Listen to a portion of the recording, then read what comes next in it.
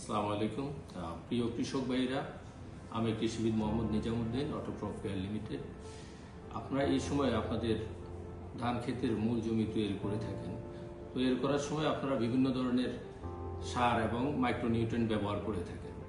সারটা সাধারণত আপনার এলাকার জমির চাহিদা মোতাবেক টিএসপি, ইউরিয়া, এমওপি ব্যবহার করবেন। ডিইর অনুমোদিত মাত্রায় ব্যবহার করুন। এছাড়া আপনারা বিভিন্ন ধরনের মাইক্রোনিউট্রিয়েন্ট ব্যবহার করে থাকেন, যেমন 16 বোরন। 16 বোরন প্রতি একর জমির জন্য আমরা 1 কেজি হারে ব্যবহার করব। 16 বোরনটা কি করে, আমাদের ধানের ছিটার পরিমাণ কম হয় এবং ধানের পুষ্টতার জন্য খুবই প্রয়োজন।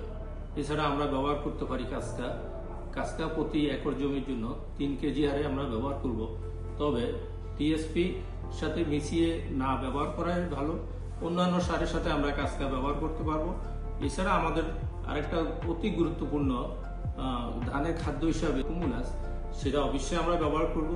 একর প্রতি আমরা 3 কেজি হিসাবে ব্যবহার করব, কারণ কুমুলাস আমরা মাটিতে যে টিএসপি, এমওপি, ইউরিয়া সার দেয়, সেটা গাছ তুলতে খুবই সহায়তা করে এবং গাছ দ্রুত খাদ্য হিসেবে গ্রহণ করতে পারে। তাছাড়া কুমুলাস কি করে আপনাদের যে ধানের কুশির সংখ্যা বৃদ্ধিতে গুরুত্বপূর্ণ ভূমিকা রাখে। প্রিয় কৃষক ভাইরা, আশা করি আপনারা আমাদের পরামর্শ মতো যদি ব্যবহার করেন তাহলে অবশ্যই আপনারা উপকৃত হবেন। আশা করি সবাই ভালো থাকেন। সবাইকে ধন্যবাদ। আসসালামু আলাইকুম।